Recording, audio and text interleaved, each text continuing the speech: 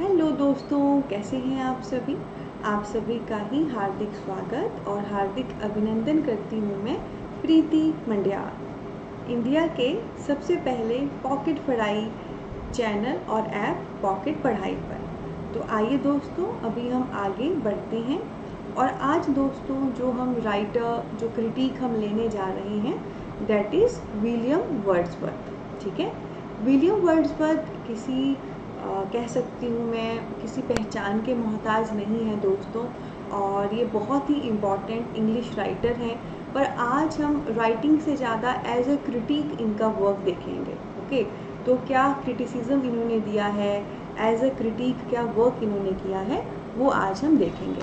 तो सभी अपनी सीट की पेटियाँ बांध लें। तो सबसे पहले मैं आपको दिखा रही हूँ दोस्तों विलियम वर्ड्सवर्थ का फ़ोटो। यस, यही खासियत है। मैं नहीं चाहती जो पीएमईएंस हैं, प्रीति मंडियाल के स्टूडेंट हैं, वो सिर्फ चौसर का फ़ोटो देखा हो या शेक्सपियर का देखा हो। मैं चाहती हूँ हर वो राइटर, वो क्रिटिक जो इंग्लिश लिटरेचर का है, उसको आपने देखा हो। ठीक है, देख के ना थोड़ा मज़ा आता है। सो दोस्तों, ये आपके सामने जो है, he is none other than William Wordsworth. ठीक है, तो आइए देखते हैं, इनके वर्क को एक्सप्लोर करना शुरू करते हैं। सो दोस्तों, विलियम वर्ड्सवर्थ के बारे में सबसे पहले मैं आपको इनके जो क्रिटिसिज्म वाले वर्क हैं वो बताऊंगी। ओके, क्योंकि हम एज अ क्रिटिक ही तो इन्हें पढ़ रहे हैं। तो इनका क्रिटिसिज्म वाला वर्क है preface to second edition of lyrical ballad dated 1800। Okay, तो एज अ क्रिटिक दोस्तों इनका जो वर्क आया था, जो इम्पोर्टेंट क्रिटिसिज्म वाला वर्क है, that is preface to second edition of lyrical ballad. Okay, जो बेसिकली 1800 में आया था। और ख़ास बात क्या है, जैसे 1800 में तो ये आ गया, पर उसके बाद क्रमशः 1802 एंड 1815, 1802 एंड 1815 में भी इसके रिवाइज्ड वर्जन आए थे। ओके, तो ओवरऑल आई कैन सी कि ये जो वर्क है विलियम वर्ड्सवर्थ का, ये 3 बार आया है। एक तो 1800 में जब सबसे पहली बार आया, एंड देन उसके बाद 1802 और 1815 में भी इसके रिवाइज्ड वर्जन आए। उसके बाद दोस्तों नेक्स्ट मैं आपको बताऊंगी पोइटिक डिक्शन को लेकर विलियम वर्ड्सवर्थ का क्या कॉन्सेप्ट था। पोइटिक हो गया पोइट्री, डिक्शन हो गया डिक्शन, लैंग्वेज। ओके, तो जब कभी पोइट्री लिखनी है, उसका डिक्शन कैसी होनी चाहिए, उसकी लैंग्वेज कैसी होनी चाहिए, ये इन्होंने हमें बताया था। तो सबसे पहला इन्होंने कहा था imitate and adopt the language of man. कि जब कभी कोई भी पर्सन पोइट्री लिख रहा है, तो पोइट्री लिखती बार उसे वही लैंग्वेज, वही भाषा चूज़ करनी चाहिए जो नॉर्मल मैन, नॉर्मल आदमी यूज़ करते हैं। जैसे नॉर्मल हमारी डे टू डे लाइफ में हम कन्वर्जेशन में जो वोकैब यूज़ करते हैं, शब्द यूज़ करते हैं, वो हमें अपनी पोइट्री में यूज़ करना चाहिए। नेक्स्ट उसने कहा था there is no essential difference between the language of prose and the ethical composition. और साथ में उसने क्या कहा था कि जब कभी हम प्रोज की बात करते हैं या कोई एथिकल कंपोजिशन की बात करते हैं, तो कोई ख़ास डिफरेंस दोनों में नहीं है। ओके, प्रोज का मतलब है आपने कोई चीज़ पहरे में लिखी है, जैसे आप कोई नॉवल लिख रहे हो, कोई ड्रामा लिख रहे हो, कोई ऐसे लिख रहे हो, जहाँ पे हम नॉर्मल पैराग्राफ्स में लिखते हैं। And ethical composition is, ethical means full of moral, I will say, जिसमें एक मोरालिटी है, मॉरल वैल्यूज़ है। तो विलियम वर्ड्सवर्थ कहते थे प्रोज और एथिकल कंपोजिशन में कोई ऐसा फ़र्क नहीं है। आप प्रोज में, पैराग्राफ्स में, नॉवल, ड्रामा, फिक्शन, स्टोरी, ऐसे कुछ भी लिख रहे हो, या आप कुछ एथिकल पॉइंट ऑफ व्यू से लिख रहे हो, कुछ इथिक्स वाली चीज़ लिख रहे हो, दोनों की लैंग्वेज में कोई खास डिफरेंस नहीं है, दोनों ही मिलते जुलते पर्सपेक्टिव हैं। ठीक है, तो ये उन्होंने बताया था पोइटिक डिक्शन को लेकर। पहला, एक तो वो लैंग्वेज एडॉप्ट करें जो हम नॉर्मल यूज़ करते हैं डे टू डे लाइफ में, उसको यूज़ करें अपनी पोइट्री में। एंड सेकेंड, प्रोज और एथिकल कंपोजिशन में कोई खास फ़र्क नहीं होता, वो मैंने आपको समझा भी दिया कि प्रोज और एथिकल कंपोजिशन है क्या। उसके बाद दोस्तों नेक्स्ट इन्होंने हमें बेसिकली जो पोइट्री है, कविता है, उसका कॉन्सेप्ट समझाया कि कविता क्या है। तो देखो, वर्ड्सवर्थ बेसिकली एक पोएट ही हैं, एंड वो नेचर के पोएट कहे जाते थे। नेचर से उन्हें बहुत प्यार था, एंड प्रकृति को, नेचर को बहुत खूबसूरती से उन्होंने अपने काम पे बताया है, पूरा एक्सप्लेन किया है। तो उन्होंने एक डेफिनेशन हमें दी है पोइट्री की, वो क्या है? It is spontaneous overflow of powerful feeling and emotions recollected in tranquillity. ठीक है, तो इन्होंने क्या डेफिनेशन हमें दी कि पोइट्री क्या है? पोइट्री बेसिकली एक एकदम से होने वाला फ्लो है, ओवरफ्लो है हमारी बहुत ही स्ट्रॉन्ग, हमारी बहुत ही पावरफुल फीलिंग्स एंड इमोशंस का, जो कहीं ना कहीं ट्रैंक्विलिटी में इकट्ठी हुई पड़ी है। ट्रैंक्विलिटी हमारे अंदर है, कहीं हमारे जहन में है कहीं, ओके, एंड उसका एकदम से ओवरफ्लो हो रहा है, वो फीलिंग्स एंड इमोशंस एकदम से बाहर आ रही हैं। तो वो उन्होंने पोइट्री की डेफिनेशन दी थी। बहुत ही खूबसूरत बात कही कि जो कहीं ट्रैंक्विलिटी में, मतलब डीप इनसाइड हमारे सबकॉन्शियस में है, उसको एकदम से बाहर वो आ जाता है और पोइट्री बन जाती है ना। और एक बात कहूँ, मैं खुद एक राइटर हूँ, इंग्लिश में नहीं हिंदी में, and I can totally rely on this point, क्योंकि जब कभी हम कोई कविता लिखते हैं, दैट इज़ समथिंग, कोई इमोशन हमारा ट्रिगर हुआ होता है एंड अचानक से, it can be a sad thing, it can be a happy thing, it can be anything, जो एकदम से आ जाता है एंड पोइट्री बन जाती है। वही बात वर्ड्सवर्थ ने कही। ये इम्पॉर्टेंट डेफिनेशन है, डायरेक्ट पेपर में पड़ जाती है कि ये लाइन किसने कही है, वर्ड्सवर्थ ने कही है। इस लाइन के माध्यम से वर्ड्सवर्थ ने किसके बारे में बताया है? पोइट्री के बारे में बताया है, पोइट्री की डेफिनेशन दी है। खैर, सिर्फ यही पॉइंट इम्पॉर्टेंट नहीं है, हर एक पॉइंट जो मैं पढ़ा रही हूँ सारा इम्पॉर्टेंट है, एक एक भी पेपर में आ सकता है और कंबाइंड लेवल पे भी, सो ध्यान से देखते रहें। उसके बाद दोस्तों उन्होंने हमें बताया कि पोइट्री का फंक्शन क्या होता है, कविता का फंक्शन क्या है, कविता से होता क्या है। तो एक उन्होंने कहा था, पोइट्री की वजह से हमें एक प्लेजर मिलता है, खुशी मिलती है, जिसमें हम मॉरली कुछ गेन करते हैं, और इसमें कुछ एस्थेटिक यानी कि ब्यूटीफुल भी कोई चीज़ है। तो पोइट्री को कहा वर्ड्सवर्थ ने, एक तो इससे हमें प्लेजर मिलेगा जी, खुशी मिलेगी कविता सुन के, मॉरल गेन होगा, कुछ ना कुछ मॉरल लेवल पे, मॉरलिटी लेवल पे हम कुछ गेन करेंगे, सीखेंगे, और साथ में इसमें कुछ एस्थेटिक यानी कि कुछ ब्यूटीफुल भी है।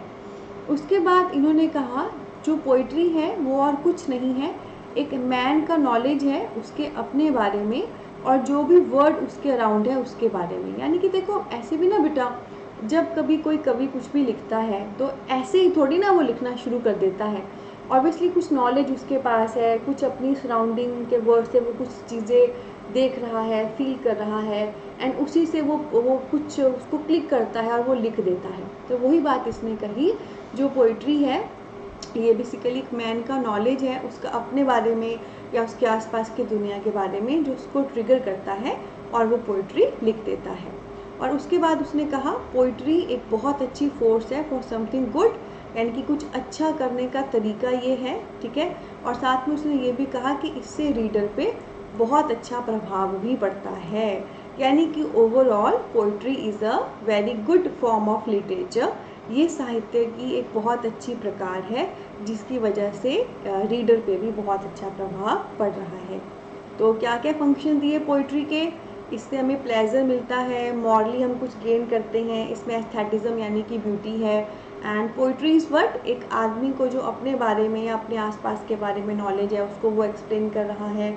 और पोइट्री क्या है? ये कुछ अच्छा तरीका है, कुछ अच्छे करने का तरीका है, और रीडर पे भी इसका काफ़ी प्रभाव पड़ता है। आइए आगे बढ़ते हैं। अब आगे दोस्तों, नो डाउट हम विलियम वर्ड्सवर्थ को एज अ क्रिटिक ले रहे हैं, पर अब मैं आपको बताऊंगी एम.एच. अब्राहम, ठीक है, जिन्होंने विलियम वर्ड्सवर्थ जो एज अ क्रिटिक है उन पे इन्होंने क्रिटिसिज्म दिया अपने work the mirror and the lamp में, ठीक है जी। तो जैसे बहुत सारे क्रिटिक कुछ क्रिटिसिज्म देते हैं, उन क्रिटिक पे फिर बाकी क्रिटिक क्रिटिसिज्म देते हैं। तो वर्ड्सवर्थ ने जो भी वर्क अपना दिया था, उसमें उन्होंने जो भी नॉलेज दिया था, उस पर एम.एच. अब्राहम ने अपनी टिप्पणियाँ किया एंड अपने व्यूज़ शेयर किए अपने work mirror and the lamp में, ठीक है। तो आइए देखते हैं उन्होंने मिरर एंड द लैम्प में क्या क्या बातें कही विलियम वर्ड्सवर्थ को लेकर। तो इसमें होगा क्या, अभी पिछली स्लाइड में हमने वर्ड्सवर्थ के रिगार्डिंग जो भी चीज़ें पढ़ी ना, कि वर्ड्सवर्थ ने पोइट्री को लेकर क्या कहा, उसके फंक्शन, उसके डिक्शन एंड ऑल, जो उसने डेफिनेशन दी पोइट्री की, उसी के बारे में, उसी के संदर्भ में, उसी के विषय में हम देखेंगे एम.एच. अब्राहम ने क्या क्या कहा है। सो एम.एच. अब्राहम ने पहला तो वही पॉइंट पूरा एग्री कर दिया कि पोइट्री स्पॉन्टेनियस फ्लो होता है जी, हमारे इमोशंस का वही बाहर निकलती है। अगला उसने कहा एक व्हीकल है, एक वाहन है जिसके माध्यम से हमारी इमोशनल स्टेट को एक तरीका मिलता है बाहर निकलने का। और आगे उसने कहा कि जो रोमांटिक बिलीफ है, ठीक है, उसके साथ वो समहाउ एग्री करता है। और जो एरिस्टोटल का भी बिलीफ था कि ये इमेजिनेशन है, poetry is all about imagination, उसके साथ भी उसने एग्री किया। तो ये घुमा फिरा कर पिछले पॉइंट्स ही हैं। तो एक तो जो पोइट्री की डेफिनेशन वर्ड्सवर्थ ने दी थी कि कैसे ये स्पॉन्टेनियस ओवरफ्लो होता है हमारे इमोशंस का एंड ऑल, वही बात इसने कही। एंड उसके बाद उसने ये भी कहा कि पोइट्री एक तरीका है, जैसे वाहन होता है ना व्हीकल, उसमें हम लोगों को बिठा देते हैं, पैसेंजर को यहाँ से वहाँ लेकर जाते हैं, तो वैसे ही ये एक व्हीकल है, एक वाहन है जिसमें एक आदमी के जो इमोशंस हैं वो उसके माइंड से निकल के बाहर आ रहे हैं। और तीसरा पॉइंट जो यहाँ पे है एरिस्टोटल है दोस्तों। एरिस्टोटल ने पोइट्री को काफ़ी प्रेज़ किया था, उसके बारे में काफ़ी कुछ बताया था। तो जो डेफिनेशन एरिस्टोटल ने दी है पोइट्री की कि कैसे वो इमेजिनेशन है, हमारे व्यूज़ को बाहर लाने का तरीका है, आसपास की इमिटेशन है, उसी को उसने यहाँ पे एग्री किया। ठीक है, तो इसमें कुछ ज़्यादा बताने की ज़रूरत नहीं है। सिंपली सा कहूँ, जो वर्ड्सवर्थ ने कहा उसके साथ ही एम.एच. अब्राहम ने उसको यस दिया है, थम्स अप दिया है, एग्री किया है। ठीक है जी। आगे दोस्तों मैं आपको बताना चाहती हूँ कि इसके अलावा भी एम.एच. अब्राहम ने इसके अलावा भी कुछ और चीज़ें भी हमें बताई थी पोइट्री के बारे में ही, कि कैसे जो पोइट्री होती है, कविता होती है, उसमें डिग्निटी होती है, उसमें ब्यूटी होती है। ठीक है, जो कविता है उसमें डिग्निटी है, उसमें ब्यूटी है, ओके, और उसमें कैसे पैशन है, उसमें जेन्युइन फीलिंग है, उसमें इमेजिनेशन है। मतलब ओवरऑल पोइट्री को लेकर बहुत ग्रेट वर्ड्स उन्होंने यूज़ किए। पोइट्री में डिग्निटी है, ब्यूटी है, पैशन है, फीलिंग है, इमेजिनेशन है, पर कैसे ये चीज़ पोइट्री में आती है वो भी उन्होंने बताई। तो सबसे पहला उन्होंने क्या कहा कि देखो, जो पोइट्री की लैंग्वेज है वो तो स्पॉन्टेनियस होती है, जेन्युइन होती है, ठीक है, और वो ऐसा नहीं है कि सिर्फ ट्रिगर होके बाहर आ गई है, बल्कि वो कंप्लीट वे से खुद को एक्सप्रेस करती है, बताती है। ठीक है जी। नेक्स्ट उन्होंने बोला कि बॉर्न पोएट में और एक नॉर्मल पोएट में फ़र्क होता है। बॉर्न पोएट जो बचपन से ही जिसके अंदर गॉड गिफ्ट है कि वो लिख सकता है, उसको लिखने के लिए सोचना इतना नहीं पड़ता, तो उसमें और एक ऐसा पोएट जो बनने की कोशिश कर रहा है, उसमें फ़र्क होता है। क्यों? बॉर्न पोएट में ना पैशन बहुत ज़्यादा होगा, उसको क्लिक चीज़ें बहुत जल्दी करेंगी। अगर कोई पर्सन लिखना चाहता है के कंपेयर में, अगर कोई बॉर्न पोएट है, बॉर्न राइटर है, उसको चीज़ें जल्दी क्लिक करेंगी, वो जल्दी लिख पाएगा, बेहतरीन लिख पाएगा, क्योंकि उसको पैशन उसके अंदर वो है। और थर्ड उन्होंने कहा कि जो पोइट्री का फंक्शन होता है, इट इज़ लाइक हमारे इमोशन को सेंसिबलाइज करना, मतलब हमारी जो फीलिंग्स हैं, इमोशन है, उनके प्रति सेंसिबिलिटी शो करना, और साथ में जो भी रीडर है उसको भी सिंपैथाइज करना। मतलब इट पोइट्री इज़ नथिंग कि आपको देख के कुछ मज़ा ही आएगा, इट्स अबाउट, इसको पढ़ के आपको सुकून मिलेगा, आपको सेंसिबिलिटी, आपके इमोशंस के प्रति कोई सेंसिबल होगा, कोई उन्हें समझेगा, कोई उनको एक्सप्लेन करेगा, एक रीडर के प्रति सिंपैथी भी होगी। ठीक है, तो इस स्लाइड पे हमने ओवरऑल देखा, एम.एच. अब्राहम ने बताया कैसे पोइट्री में कितना कुछ है भाई, dignity, beauty, passion, feeling, imagination, ठीक है, और कैसे है, एक तो स्पॉन्टेनियस फ्लो होता है, तो एक दिल की बात निकल के आती है। Second, born writer and a writer who want to write something में फ़र्क है। बॉर्न राइटर में कहीं ना कहीं वो पैशन होगा, वो ऑटोमेटिकली जल्दी ग्रैब करेगा, जल्दी लिखेगा। और कैसे पोइट्री इज़ नॉट कि मज़ा मिलता है, पोइट्री से सुकून मिलता है। क्या बात कही। आपने देखा होगा कई बार कोई शेर व शायरी हो रही होती है, कोई शेर अगर आपके दिल को छू जाता है तो वाह वाह हम कर देते हैं ना, तो it's like that, it gives सुकून। बहुत बड़ी बात कह दी। तो ये दोस्तों एम.एच. अब्राहम का हमने देखा वर्ड्सवर्थ के बारे में और उनकी पोइट्री के बारे में जो भी उन्होंने कहा। तो ओवरऑल एम.एच. अब्राहम ने दिए 10 आउट ऑफ 10 वर्ड्सवर्थ को, उनकी सभी बातों से एग्री किया, और जो वर्ड्सवर्थ का मेन जॉनर था पोइट्री उसकी भी कर दी बल्ले बल्ले। आइए दोस्तों हम आगे बढ़ते हैं। तो दोस्तों अभी तो मैंने आपको बताया ना कि एम.एच. अब्राहम ने क्या कहा वर्ड्सवर्थ के बारे में। अब मैं आपको बताऊंगी कि कॉलरिज ने क्या कहा वर्ड्सवर्थ के बारे में। तो एम.एच. अब्राहम ने की वर्ड्सवर्थ की बल्ले बल्ले, पर कॉलरिज ने की वर्ड्सवर्थ की थल्ले थल्ले। मतलब कॉलरिज को ना वर्ड्सवर्थ का जो राइटिंग स्टाइल था एंड ऑल इतना पसंद नहीं था, पर इसको बताने से पहले कि क्या क्या उसको वर्ड्सवर्थ का पसंद नहीं था, पहले मैं आपको एक ख़ास बात बताना चाहती हूँ कि कॉलरिज और वर्ड्सवर्थ कंटेम्पररी हैं, मतलब एक ही समय के थे। एंड सिर्फ एक ही समय के नहीं थे बल्कि इन्होंने मिलके काम भी किया है, मतलब इनके काफ़ी वर्क इकट्ठे भी हैं, ठीक है। और आपने मुझे कमेंट बॉक्स में नीचे बताना है, सर्च करना है कि कौन से वर्क हैं वर्ड्सवर्थ और कॉलरिज के जो इकट्ठे आए हैं।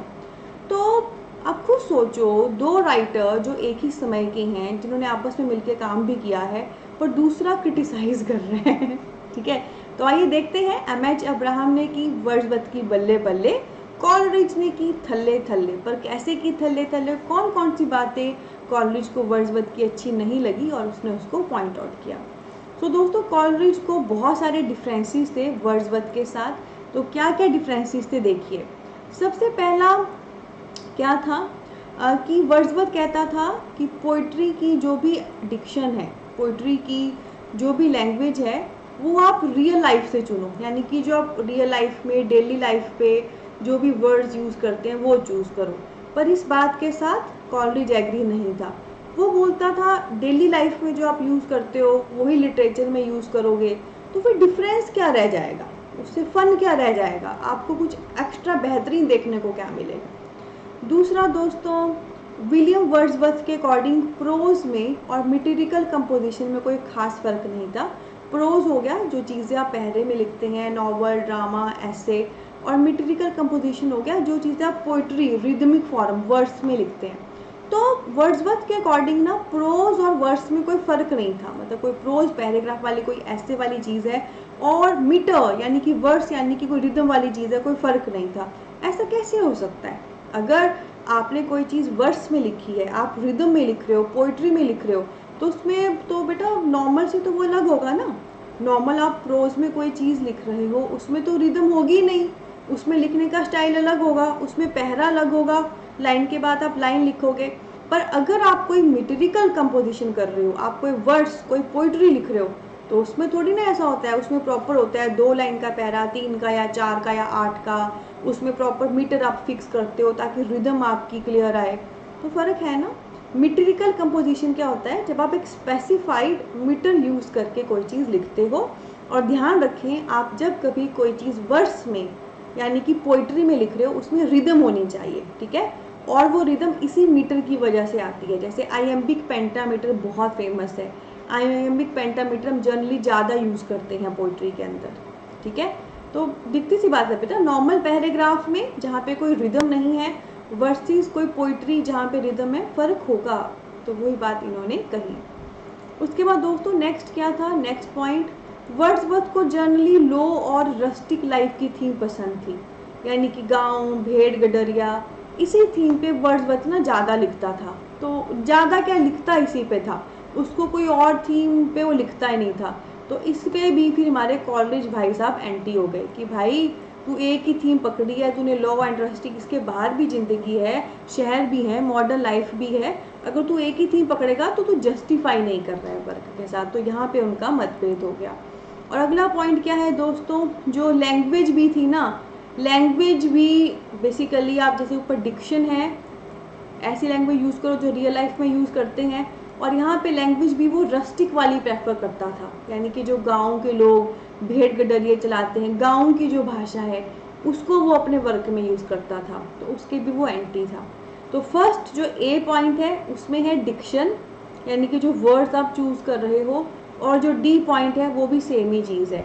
तो वो जब ऊपर था जो डिक्शन है वो जो रियल लाइफ में हम यूज़ करते हैं वहाँ से वर्ड्स ले रहा है, और डी पॉइंट है कि कैसी भाषा यूज़ करनी जो हम अपने नॉर्मल लेवल पे गांव में यूज़ करते हैं। तो उसकी थीम भी गांव थी, गांव की ही भाषा थी। तो इस पॉइंट के साथ भी वो एग्री नहीं कर रहा था। तो ये सारे पॉइंट्स हैं दोस्तों। जैसे भाषा वर्ड्सवर्थ रियल लाइफ वाली यूज़ करता था, लैंग्वेज गाउन की यूज़ करता था, गाउन की ही थीम पकड़ता था, प्रोज और पोइट्री में उसे कोई खास डिफरेंस नहीं लगता था। तो इन सब पॉइंट्स के साथ कॉलेज एग्री नहीं कर रहा था। और अगर मैं भी अपनी बात करूँ, मैं भी एग्री नहीं करूँगी, क्योंकि मैं भी ये सोचूंगी कि थीम में भी वैरायटी होनी चाहिए, गाउन भी हो, शहर भी हो। और ये तो दिखती सी बात है, प्रोज और वर्ड्स में होता है डिफरेंस, ऐसा नहीं होता। और साथ में अगर आप बिल्कुल ही ले मैन लैंग्वेज यूज़ करोगे तो ना फिर एक मज़ा नहीं है, एक फ़न नहीं है। तो आज की डेट में भी मैं भी इससे एग्री करूँगी। नो डाउट वर्ड्सवर्थ का जो वर्क है बहुत बेस्ट है अपनी फील्ड में, पर अगर वो सारा का सारा कहे कि इसी फील्ड को ही फोकस करना है, ऐसे ही करना है, वो गलत है। There should be a variety, there should be a range. उसके बाद दोस्तों मैं आगे आपको बताना चाहती हूँ कि ये हमारा कंप्लीट हो गए हैं इसके साथ। और नेक्स्ट अब हमने क्रिटिक लेने हैं सैमुअल टायलर कॉलरिज। तो यू कैन सी दोस्तों, हमने देखे बेसिकली वर्ड्सवर्थ का क्रिटिसिज्म, उन्होंने क्या क्या हमें बताया। फिर हमने देखा एम.एच. अब्राहम ने कैसे की उनके बल्ले बल्ले, और फिर हमने देखा कैसे कॉलरिज ने की उनकी थल्ले थल्ले। ध्यान रखें दोस्तों, ये हर एक पॉइंट MCQ है, अकेला भी आ सकता है और एज अ कंबाइन लेवल पे भी आ सकता है। तो इन सबको ये आपने अच्छे से कर लेना है। और एक बात तो मैंने आपको बताई ही है ना, जितना भी कंटेंट मैं आपके सामने लेकर आती हूँ, इससे एक कॉन्सेप्ट बिल्डिंग बहुत अच्छी हो जाती है। यानी कि आई नो, एक समझ आपके पास, एक प्यार इश्क मोहब्बत है। पर ध्यान रखें, जो भी राइटर, जो भी क्रिटिक, जो भी वर्क मैं आपको यहाँ पे कराती हूँ, उनको आपने गूगल से भी साथ साथ में करते रहना है। वहाँ पे यही पॉइंट्स मिलेंगे, थोड़े से और मिलेंगे, तो नेट लेवल की तैयारी तक आप जा पाएंगे। सो दोस्तों, मैं कभी शुरू में नहीं कहती वीडियो को लाइक करो, मैं एंड में कहती हूँ कि अगर अच्छा लगा है, दिल से पढ़ाया, आपके दिल तक गया है, तो ज़रूर हमारी वीडियो को लाइक करें। हमारे चैनल पॉकेट पढ़ाई को, जो इंडिया का सबसे पहला पॉकेट फ्रेंडली एजुकेशन ऐप और चैनल है, उसको लाइक करें। और इसके अलावा दोस्तों, नीचे डिस्क्रिप्शन में लिंक दिए गए हैं हमारे डिफरेंट प्लेटफॉर्म के, मीडिया, फेसबुक, इंस्टा, टेलीग्राम, वहाँ पे भी आप हमें फॉलो कर सकते हैं। बहुत ही प्यारा परिवार है हमारा। इसी नोट पे लेती हूँ अलविदा। बहुत सारा प्यार, बहुत सारी ब्लेसिंग। मिलेंगे एक और ऑसम सेशन के साथ आने वाले कोर्स में। टेक केयर, आने वाली क्लास में। Take care.